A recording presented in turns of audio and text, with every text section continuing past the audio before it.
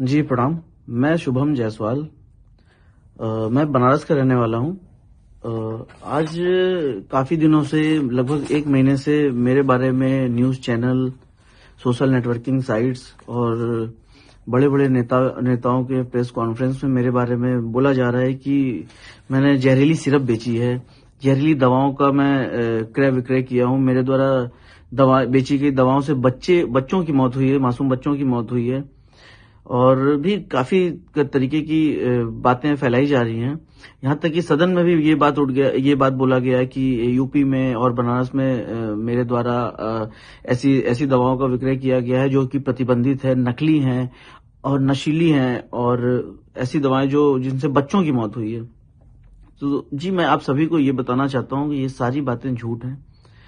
माननीय अखिलेश यादव जी, जो कि समाजवादी पार्टी के राष्ट्रीय अध्यक्ष हैं, उन्होंने भी इस पे टिप्पणियां की हैं। उनके अलावा भी बहुत से नेता लोग ऐसा बोल रहे हैं कि मैंने जहरीली सिरप बेची है, बच्चों की मौत हो गई है, या खांसी हो तो आप सिरप मत पीजिए। जी, इस तरीके की बहुत सी बातें हुई हैं।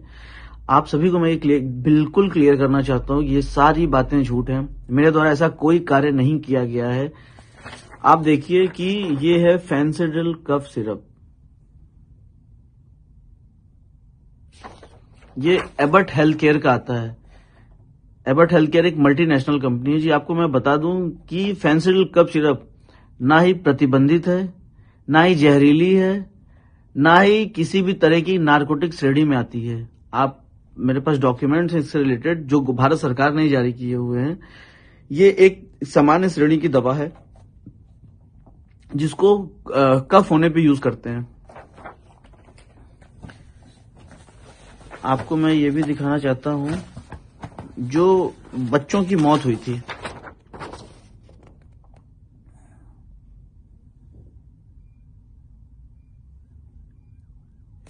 ये श्रीसन फार्मा द्वारा मैन्युफैक्चरिंग की गई थी। छोटे बच्चों की दवा है, पीडियाट्रिक दवा बोलते हैं, कोल्ड ड्रिप सिरप।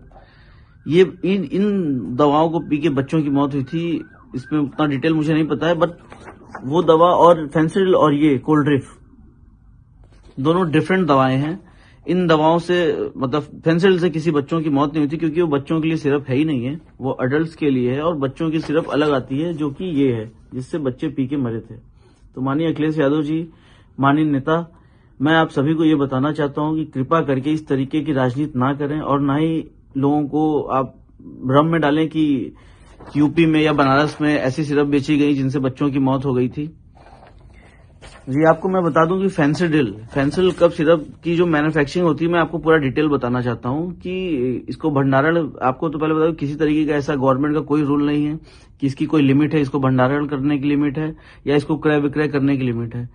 इसकी बेचने की विधि, हमने काम करने से पहले ड्रग डिपार्टमेंट में आरटीआई डाला था, जिससे हमें रिप्लाई आया था। इसको बेचने का तरीका उन्होंने ये बताया था कि लाइसेंस धारियों को माल बेचना है, और उनका सारा भुगतान जो है, जो उससे रिलेटेड पेमेंट है, वो सिर्फ बैंक से ही करना है। ये हमें उन्होंने डिटेल दिया था। मेरे द्वारा जो भी क्रय विक्रय किए गए सब ड्रग एक्ट को फॉलो करते हुए किए गए। किसी भी तरीके ड्रग एक्ट का वायलेशन हमने नहीं किया है। आपको बता दें कि कंपनी इसको कैसे बनाती है। कंपनी बनाती है तो इसमें जो कोडिन फॉस्फेट होता है, कोडिन फॉस्फेट का कोटा भारत सरकार के अंडर में, मिनिस्ट्री ऑफ फाइनेंस के अंडर में एक डिपार्टमेंट होता है, CBN, central bureau of narcotics, जो इसका कोटा कंपनियों को अलॉट करता है। सारी कंपनियों को वही कोटा अलॉट करते हैं, कोडिन का कोटा अलॉट करते हैं। मानिए एग्जांपल कि 5 kilo quota Abbott health care ने खरीदा, उससे उन्होंने 5 लाख बोतल मैन्युफैक्चरिंग की फेंसिडिल की, तो वो उसका ब्यौरा भी भारत सरकार को बेचने से पहले देते हैं कि हमने ये कोटा लिया तो इससे 5 लाख बोतल फेंसिडिल कफ सिरप का मैन्युफैक्चरिंग किया है। तो आप बताइए कि अगर वो 5 लाख बोतल का जब मैन्युफैक्चरिंग करके डिटेल का भारत सरकार को दे रहे हैं, तो माल बना के बेचेंगे ही। माल फिर वो बिल करते हैं हमारे जैसे डिस्ट्रीब्यूटर्स को। आपको बता दें कि इंडिया में इकलौते हम अकेले डिस्ट्रीब्यूटर नहीं थे, अकेले हम बेचने वाले नहीं थे। बनारस, झारखंड में मेरे पास था साइली टेरर्स के नाम से, दिल्ली में एक फर्म थी, उत्तराखंड में एक फर्म थी, एमपी में एक फर्म थी। इस तरीके से और भी काफी जगह कई फर्में थी जहां पे कंपनी फेंसिडिल बिल करती थी। और गाजियाबाद में पकड़े गए माल में हमारे यहाँ का कोई माल नहीं था, साइली ट्रेडर्स का कोई माल नहीं था। सोनभद्र में साइली ट्रेडर्स का कोई माल नहीं पकड़ा गया, रांची में साइली ट्रेडर्स का कोई माल नहीं पकड़ा गया। तीनों जगहों का माल जो था वो दिल्ली का था। उस पर बैच नंबर, एक्चुअली क्या होता है, दवाओं पे बैच नंबर मेंशन होता है, जिससे आप पता कर सकते हैं या कोई भी डिपार्टमेंट पता कर सकता है कि ये माल किस जगह का बिल हुआ है। तो ये माल झारखंड से ना होकर दिल्ली का माल बिल किया हुआ था, दिल्ली की कुछ पार्टियां हैं उनके नाम पे बिल हुआ था। लेकिन मैं ये नहीं समझ पा रहा हूं कि जो भी कार्रवाई की जा रही है सिर्फ और सिर्फ मेरे ऊपर की जा रही है, जबकि मेरे द्वारा इस तरीके कोई कार्य, ये जो डॉक्यूमेंट्स अभी जो आप देख रहे हैं ये मेरे द्वारा ही गवर्नमेंट को दिया गया था। जब मेरे यहाँ पे एक्चुअली फेंसिल कफ सिरप का प्रोडक्शन कंपनी बंद कर दी है, रीजन कि इसी तरीके डिपार्टमेंटल हेडक होते थे तो कंपनी ये बंद कर दी है, कंपनी ने बनाना बंद कर दिया। हमारे पास भी जो भी स्टॉक पड़े हुए थे हमने उसको लास्ट टाइम जुलाई लास्ट में हमारे यहाँ से स्टॉक खत्म हो गया था, हमने सब माल बेच दिया था, सारी पार्टियों को, सारे लाइसेंस धारियों को बेचा था। किसी तरीके के अवैध व्यापार करने वालों को हमने माल नहीं बेचा है, जिसको भी दिया है सब दुकानदार थे, उनके लाइसेंस थे, उनके ड्रग लाइसेंस, उनके वैलिड ड्रग लाइसेंस उनके पास थे, उनके routine GST paid GST certificate थे उनके पास, उनके दुकान का जीपीएस फोटो हमारे पास था कि उनकी दुकानें हैं कि नहीं है, हमने जीपीएस फोटो। उसके बाद जब हम माल बेचते हैं उनको तो हमने उनसे ऑर्डर पैड पे, लेटर पैड पे ऑर्डर मंगाया जाता है मेरे द्वारा, उसके बाद उनको बिल करते हैं। माल बिल करने के तरीका ये है कि उनका हम सेल इनवॉइस बनाते हैं, ई वे बिल बनाते हैं, ई इनवॉइस करते हैं और ट्रांसपोर्ट के थ्रू माल भेजते हैं, ट्रांसपोर्ट की बिल्टी होती है। जो ई वे बिल बनता है, जिस गाड़ी से माल उस पार्टी को डिलीवर होता है उस गाड़ी का डिटेल उस ई वे बिल पे मेंशन होता है, ताकि मतलब वो ओवरऑल सारा बिल कंप्लीट करके फिर हम माल उनके पास भेजते हैं।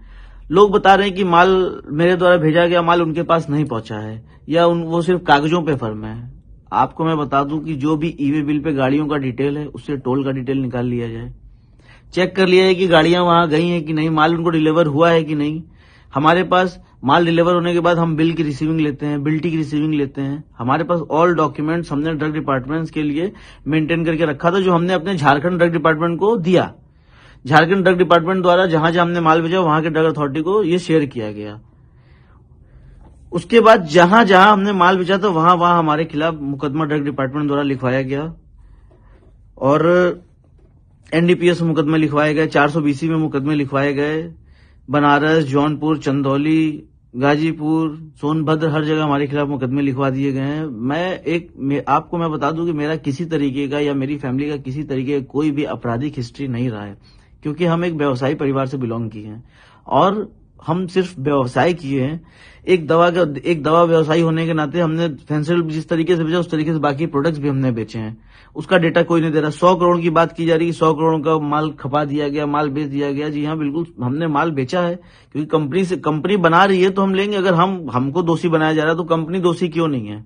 जिस तरीके से कंपनी ने हमको माल दिया उस तरीके से हमने आगे पार्टियों को बेचा है और किसी को भी हमने माल बेच दिया, हम उनसे पेमेंट लेने के हकदार है ना, कि वो माल का क्या कर रहे हैं उसका डिटेल हम नहीं दे सकते हैं या हम नहीं ले सकते हैं उनसे।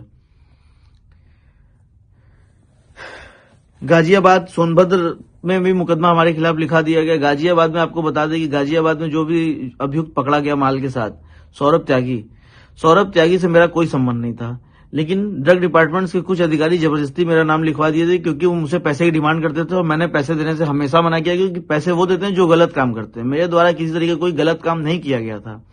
ड्रग डिपार्टमेंट के बड़े अधिकारी जो है उन्होंने जबरदस्ती मेरा नाम वहां फोन करके लिखवाया। बनारस में ड्रग डिपार्टमेंट के अधिकारी मेरा नाम जबरदस्ती फोन करके लिखवाया लखनऊ से।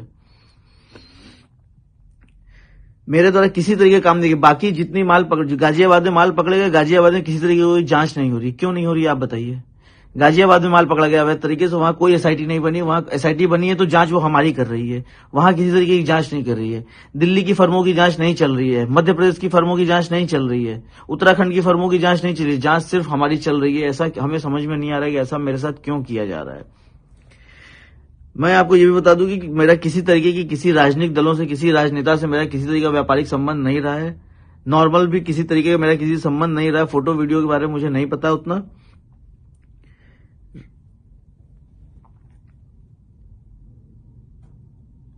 और एक और छोटी सी बात बताना चाहता हूं। ये राजा ज्योति आनंद सिंह एक हमारे मित्र रहे हैं, हमारे साथी रहे हैं। 1 साल पहले उनकी मृत्यु हो गई थी। उसमें उनके फैमिली वाले मेरे ऊपर एलिगेशन लगा रहे थे कि हमने उनको जहर दे दिया है, कॉफी में जहर दे दिया। और ये मैं आपको बता रहा हूं कि इस तरीके कोई काम मेरे द्वारा नहीं किया गया था। उस टाइम भी मैंने बोला था, डिपार्टमेंट्स के सामने जाके मैंने सब चीज बताया था और सब चीज उनका पोस्टमार्टम हुआ था, उसमें भी सब क्लियर हो गया था। विसरा रिपोर्ट आई थी, उसमें आया था कि वो शराब के सेवन की वजह से उनकी डेथ हुई थी। उनकी तबीयत एक्चुअली परमानेंटली खराब थी उस टाइम। और उनके घर वाले हैं, उनके कुछ रिलेटिव, उनके जीजा, उनके पिताजी हमसे बहुत पैसे की डिमांड की लगभग, जो मैंने नहीं दिए, क्योंकि वो मुझे धमकी देके पैसे मांगते थे कि तुमको इसमें फंसा देंगे अगर पैसे नहीं दोगे तो। दोस्तों देखिए, लोग मेरे खिलाफ बहुत उल्टा सीधा बात कर रहे हैं। मैं किसी तरीके का कोई अवैध काम अपने द्वारा, मेरे द्वारा किया ही नहीं गया है।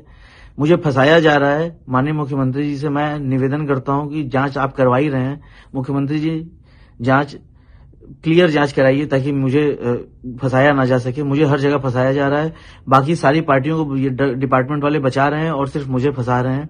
मैं आपसे निवेदन, माननीय अखिलेश यादव जी से मैं निवेदन करता हूं कि कृपा करके गलत बातें आप ना बोलें। आप बड़े हैं, आप गार्जियन हैं, आप सीनियर हैं, और ये जो है कि एमपी और ये दोनों अलग हैं। मैं निवेदन करता हूं कि सदन में गलत बातें ना फैलाएं और किसी तरीके की मैंने ऐसा कोई कार्य नहीं किया जो अवैध हो। मैंने डिटेल, अगर इस पे नारकोटिक्स प्रोडक्ट होता और एनआरएक्स होता तो मैं इसका क्रय विक्रय कभी जिंदगी में नहीं करता। मुझे बहुत परेशानी हो रही है, मैं बहुत झेल रहा हूं और मैं इसलिए हटा बढ़ा हूं क्योंकि देखिए, मैं एक व्यवसायी हूं। मैं कभी पुलिस फौजदारी केस जेल मैंने नहीं देखा है और पुलिस का नाम सुन के सबको डर लगता है। हम छोड़िए, मेरे साथ सारे व्यापारी परेशान है, सबको प्रताड़ित किया जा रहा है, सबको परेशान किया जा रहा है, मुकदमे उल्टे सीधे लिखे जा रहे हैं। ऐसा हमारे द्वारा कुछ नहीं किया गया, ना मेरे द्वारा ना मेरे व्यवसायियों के द्वारा। हमने एक नॉर्मल दवाओं की क्रय और विक्रय विधि पूर्वक की है, सारे कागजात के साथ की है और किसी तरह की कोई सेल फर्में हमारे द्वारा नहीं बनाई गई हैं। जिन दुकानदारों को हमने माल बेचा है, जिस टाइम हम माल बेचते थे वो दुकान उस टाइम एग्जिस्ट करती थी। मेरे पास उसके एविडेंस है, मेरे पास उसके प्रूफ हैं। और मैं चाहता हूं, माननीय मुख्यमंत्री से मैं दोबारा निवेदन करना चाहता हूं कि कृपा करके इसकी स्पष्टीकरण, इसकी जांच आप करा रहे हैं, मुझे पता है, लेकिन कृपा करके इसमें आप इस तरीके की जांच ना कराएं जिसमें हम दोषी हों, क्योंकि हम दोषी नहीं हैं माननीय मुख्यमंत्री जी। और ये जो भी लोग ये आपको फैला रहे हैं या बोल रहे हैं, ऐसा कुछ भी नहीं है। आप इसकी जांच करा लीजिए और हमारी मदद करिए। आपसे उम्मीद है, आप न्याय करते हैं हर जगह और हम चाहते हैं कि आप हमारी मदद करिए मुख्यमंत्री जी। प्रणाम। श्रेष्ठ भारत पर खबरों से जुड़े रहने के लिए चैनल को सब्सक्राइब और लाइक करें, बेल आइकन दबाएं और देखते रहें श्रेष्ठ भारत।